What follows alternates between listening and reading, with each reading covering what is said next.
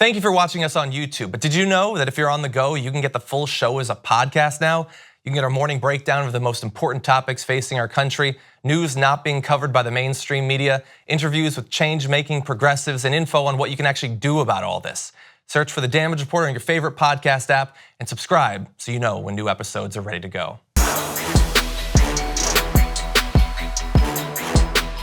Here's the thing, there were a number of big lies. We're gonna go through some of the biggest. There's the Renata alumni. He claimed, and he said, remember, he's on the record, or whatever, penalty of perjury and all that. It's not anything sexual, it was just, she's a part of the group. His lawyer days ago already said it was over having kissed her, if anybody believed that. Of course it's not true. It's a reference that he and football buddies made to supposedly having had sex with her. His defense then is, I was a virgin. Okay, well then it looks like you're the first man ever to lie about having sex with someone. And when confronted about anything like this, he said, I was a great student. I got all A's, I was on the team, I caught the touchdown pass, I was lifting weights.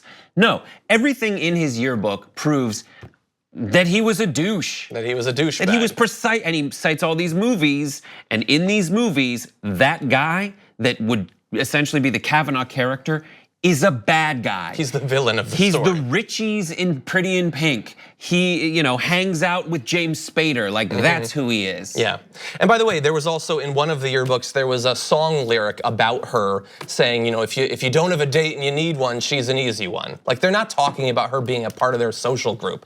So that's a lie, and by the way, directly in reference to how he thought about women at the time. Boofing, what does boofing mean? He says it's about farting. Because they were childish. Okay, they were also graduating from high school. I don't know if you're still making farting jokes. Did you boof yet? So the joke is, have you farted yet? That's not impossible, but apparently interviews with people who went to school with him make clear that that is not what boofing is a reference to. Some people are saying it's a reference to anal sex. Some people are saying it's a reference to barfing. I know that Risky Business came out in 1983, but their boffing in that is intercourse. Yeah. Gary.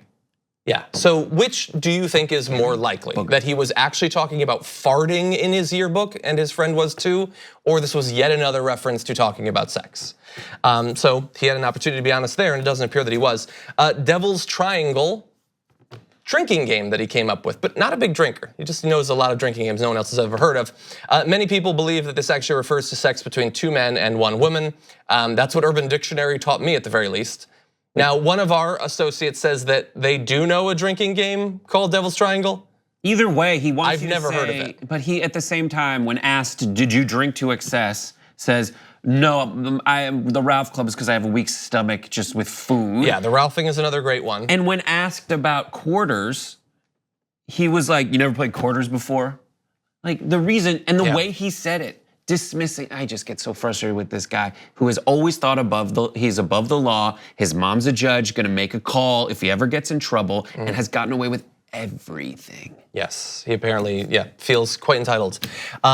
Yes, so look, maybe that could be a drinking game. Again, doesn't really seem likely. Certainly doesn't seem to be the most likely explanation of what it's a reference to. It reinforces that he's lying about other stuff in his testimony. Exactly, although I think it's more likely that it's actually about sex.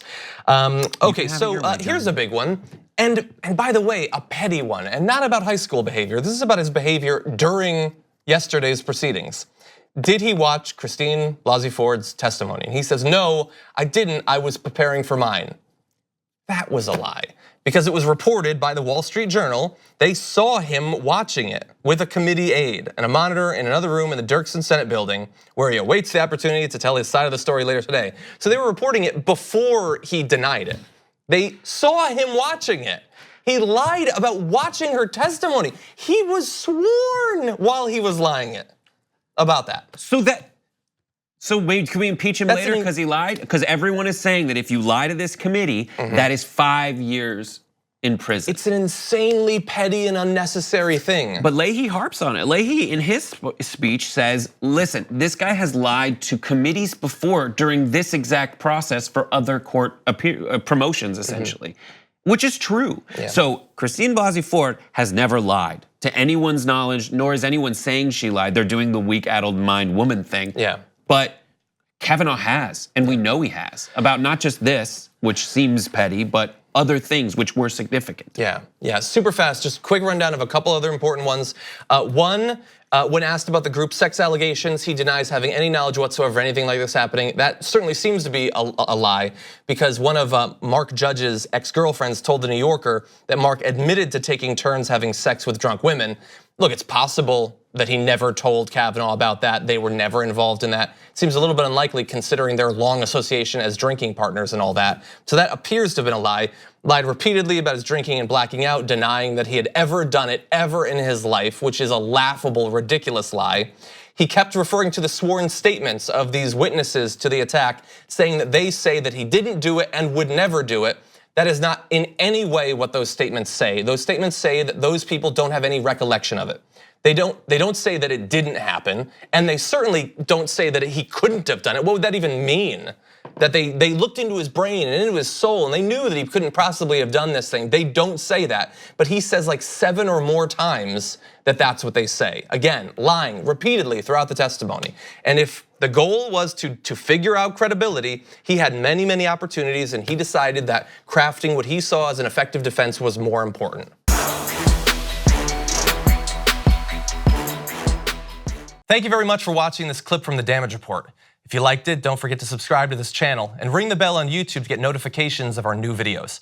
And of course, you can catch the full Damage Report live every weekday at 1 p.m. Eastern, 10 a.m. Pacific on TYT Network on YouTube TV.